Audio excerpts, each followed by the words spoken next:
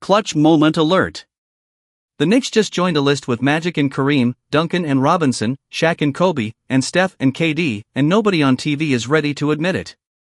In this breakdown we unpack why New York's 11-game playoff heater is historically elite, why the Brunson and Karl-Anthony Towns duo might be the best in the postseason, and whether the Knicks actually have what it takes to beat OKC in the finals. Plus, Giannis trade chaos heating up.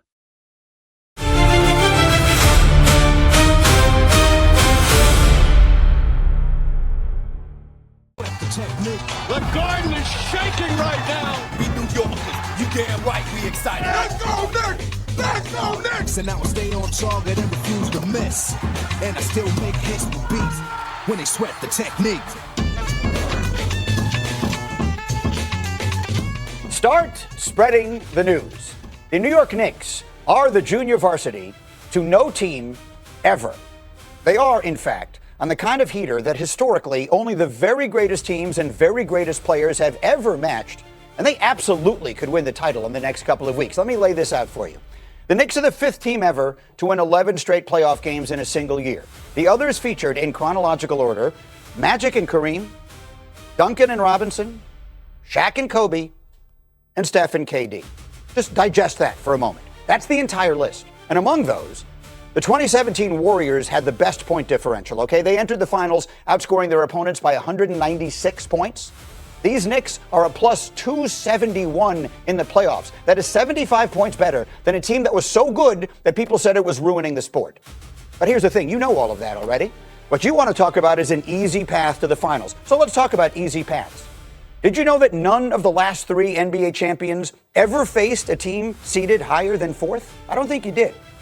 Last year, OKC, they played the 8, the 4, the 6, and the 4 seeds. The year before that, Boston, they played the 8, the 4, the 6, and the 5. Before that, Denver, they played the 8, the 4, the 7, and the 8. The point is, this is nothing new, so let's stop talking about it.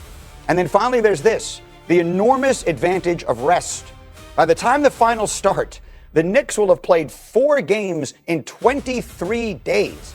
There are only 3 prior teams to have that profile since the playoffs expanded. They were the 2017 Warriors, the 2001 Lakers, and the 99 Spurs. All 3 of them won the finals in 5 games. So, whether you love or loathe New York and its teams, just be aware of this. The Knicks are not lucky. They're not a fluke. They're not the JV. They are right now playing about as well as any team ever. And in about 2 weeks' time, they absolutely might win this whole damn thing. That's what needed to be said in the midst of all of this nonsense. You bring it out to the table. Monica, I think out of the corner of my eye, I saw you nodding, so I hope you were doing so in agreement. Absolutely, Greeny, and I think it's so important. I love that you went back to the past of the past 3 champions. This seeding thing, that's the way it works when you're playing great basketball. Yes, getting to a finals, hoisting the Larry O'Brien is hard work. Perk, you put it in perspective for us a little bit today. But it also requires a little bit of luck. And so are they a little lucky in terms of Philly maybe taking out Boston? Yeah, but did they do what they were supposed to do in emphatic fashion? Absolutely. I loved it, Greeny. What do you think, Big Perk? The New York Knicks are soul snatchers. They snatch your soul. They make you tap out. Tap out. I don't want to hear about the conference being weak. I don't want to hear about the Cavs not being mentally tough, because who did the Cavs play before they played the Knicks? Detroit Pistons. And you had to bring a level of what? Toughness. Physicality and toughness. So they had to do that in order to get out of that series. You just faced a team full of dogs that's ready, a team that play agenda-free basketball, that's led by big body Brunson. So all the people that's out there talking about, oh yeah, the winner of OKC and the Spurs, they go win. Nah, you're a lie and the truth ain't nowhere near you. All right, Perk, here we go. Well, I'm looking at Vinny's face and I'm waiting. I can just see, like the cat that ate the canary. What do you got? No. I think it's a little too much dip on everybody's chip here. But I will give the Knicks credit in this way. If you look at the Eastern Conference the last few years, the team that has come out has been the team that lost in the Eastern Conference Finals the year before. Indiana got swept by Boston. The next year they came back. New York lost to Indiana. Next year they came back. This is kind of old school NBA. You lose, you learn, you come back. It doesn't guarantee that they're going to win the finals, but they have taken care of business in an impressive fashion that you cannot deny. But you also can't deny they are the 1-3 seed since playoff expansion. The 1-3 seed that has gotten to the finals without having to take out the 2 or the 1. And that's not their fault. It's just a statement of fact. Let me Q&A you. Come on, let's go. Name me a better duo that's in the postseason right now than Karl-Anthony Towns and Jalen Brunson. Don't have one for you. So, okay, Wow. so I've never seen a team complete and win a championship without having a Batman and Robin. Do the Spurs have a Batman and Robin right now? You take it too long. No. Okay. Don't badger the witness. I'm just asking a question. Yeah. You badgering the witness. Do OKC have a Batman and a Robin right now? No, their Robin is hurt. Okay then, but the Knicks do. Are you telling me? No, because what Perk does is he presents the case, and then comes with a different conclusion. So Perk, you are presenting the case. I'm going to treat you like a hostile witness now. Don't treat me like the criminal. Yeah, treat me like the criminal. I don't want to be the So you are telling me all of this, all of these reasons why the New York Knicks should win the NBA title. If they play the Oklahoma City Thunder, if that's where we are next Thursday, who's winning the series? Listen, man, I would have that series going 7 games. Hold on. Give me a time to answer. Keep a cool booty. When you usually pick a series in 7 games, that means it could go either way. I'm with you. Okay, so what I'm telling you is this. If they get the Spurs, they're going to beat them in 6. OKC, they're going to have a little trouble with them, but guess what? I wouldn't be surprised. I really want to straddle the fence and say I don't want to pick, but y'all know that's not my nature. Right. But at the end of the day, what I'm telling you, Vinny, is they check all the boxes. What OKC had last year that got them over the hump? 2-way players. Do the Knicks have that? Do they have it? Of course they do. I know they do. Absolutely. Here's the other thing they have. But one of the reasons I wanted to make those points in the essay is that it's not just luck. Essay, the key also is usually the team that stays healthy winds up winning. Yeah. All those kinds of things. How do you stay healthy? By taking care of business when you can. By not wasting games. By rampaging through the playoffs. OKC won the title last year, at least in some parts, because Tyrese Halliburton blew out his Achilles before, in Game 7 of the finals. But OKC, maybe they win anyway, but maybe they don't. But OKC also went through some adversity. They went through 7 games in the second round against Denver. They had some calluses in the playoffs. The Knicks been through adversity? They went on the road without OG Anunoby and Philly, and they swept them people. I was only addressing his point about Oklahoma City. I wasn't saying the Knicks didn't experience adversity or not. Relax. All I'm saying is here's what I'm saying. Go ahead. People thought the same last year. Now, one could argue, and I'm glad you brought this up, one could argue if Tyrese Halliburton didn't tear his Achilles, that the Indiana Pacers probably would have beat the Oklahoma City. It's really hard to win a Game 7 in the NBA Finals on the road. Hold on. Listen to me. Because the way that it was going, Tyrese Halliburton came out on the tear. Yeah. The momentum was going their way. So what I'm saying is don't dismiss, because we keep disrespecting the Eastern Conference by saying it's weak, when I'm just saying because of the Knicks and they've been so dominant. That's the reason I wanted to say this. My booty is neither warm nor cold. To be completely honest, room temperature? I don't actually have one. That's neither here nor there.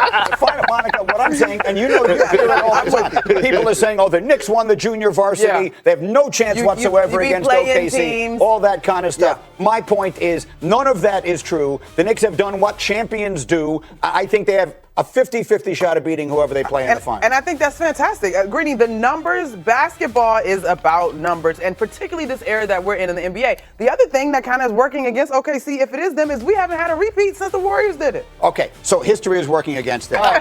Speaking of Giannis, I want you to hear Windy yesterday on the prospects of the Cavaliers trading for him. I don't think you will be long before you start to hear Cavs attached to Giannis Antetokounmpo. Would they consider entering that market? If they put Evan Mobley on the table, as hard as that would be, Evan Mobley is in his mid-20s. When they drafted Evan Mobley, they drafted him to be another Giannis. What if they could turn him into Giannis? All right, so the question is, you got Windy Big Perk talking about the possibility of Giannis to Cleveland. You're also obviously aware that there is a great deal of conversation about the possibility of LeBron going home to Cleveland. You look like you're already shaking your head no at me. What are your thoughts? Why, Wendy, is why? It's 2 things that make my skin crawl. Okay. Number 1 is the drama surrounding Giannis in Milwaukee. Is he going to leave? Do they want to leave? Do we want to get traded? And then the Cavs again. I want to leave them in the past, especially after hearing Kenny Atkinson and Donovan Mitchell and James Harden speak on the microphone, those post-game interviews after shoot-around. You know, Kenny Atkinson said something the other day that was the most asinine thing that I've heard in this postseason. Right, about the analytics. Why would Giannis want to go to that house? It's almost like he's shopping for a crib. Why would you want to go to that house? It looked beautiful on the outside until you find out when you walk in the inside that the people that lived there before the people that lived there had kids and they had pets. So it stains all over the carpet. And then all of a sudden you realize that you got to change that carpet out before you can even think about buying this house. That's the way I look at Cleveland. Giannis, it's not just the Bucks trading Giannis to somewhere they want to get value back from. They have to do right by Giannis Antetokounmpo. That's what is missing from the calculus here. If the relationship between Giannis and the Bucks is not beyond repair, then you go to your superstar and you say to him, where do you want to go? And usually teams don't trade close in that proximity. If I'm Giannis and I've had the health issues that I've had the past couple of years with the calf and the knee, and I know he sat a little bit this year, I want to go to a team that has a definitive chance to win. And this is going to sound crazy. What about Oklahoma City? Don't they need him as much? No, seriously. With Big Vic there, you need bodies. Like the price of the brick is going up on San Antonio. Giannis. You meant San Antonio then? No. He means you got to deal with Victor. You got to deal with him. Oh, I thought you said. And OKC has all the picks in the future. Here's the one thing. The draft capital. Here's the one thing I would throw in, and I'm gonna let you cook.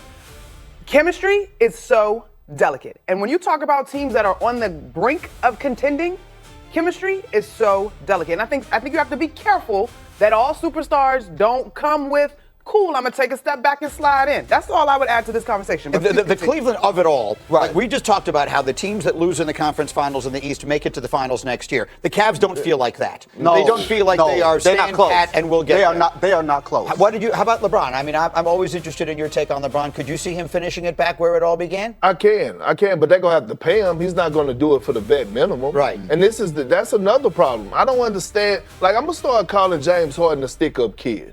I've never seen a player that always have an agreement in place before he actually go out there and deliver. Yeah, like sticking those, like all of a sudden the news break yesterday is like, oh yeah, the Cavs plan on giving James Harden a contract extension. It was agreed to before the trade. Before the trade. But that is ridiculous, man. That is ridiculous, and to me it's premature. Like it's immature in my opinion for him to do that. But here's the thing, I'm gonna say this. Another team that should close the door on Giannis Antetokounmpo is the New York Knicks. I don't want to hear anything else about Giannis to New York. You have that chemistry, you have your duo. Let that play out for the next 3 to 4 years with Brunson and Karl-Anthony Towns. I agree with that one, and I am really glad that this group got an opportunity to run it back. I know, Vinny, I know. But to me, the other thing about it too, as good as Giannis has been, and I take nothing away from him being a top 5 MVP candidate, however long that stretch has been, but the injury that he has doesn't bode well for the style that he plays. I don't know that it's getting better. So are you sure you want to risk your house in the future? I wouldn't. That he does feel like he's teetering just a little close to being that guy who's always going to be hurt. Now, I'd love for him to prove that wrong. I'd love for him to have a bunch of healthy years and be the dominant player that he was again. But if I were risking my career on it, I'd be nervous about Miami, I would look at them. What about Detroit? Him and Cade Cunningham. Detroit has a longer runway, and I don't, like you said, Giannis, I'm not sure how great Giannis is going to be for the long term. You make a deal for Giannis if you know you have a very small window and you want to maximize that window. Detroit has a little bit of a longer runway. I think Detroit will have better options, because we talked about one of the theories on Detroit. It's going to be a very...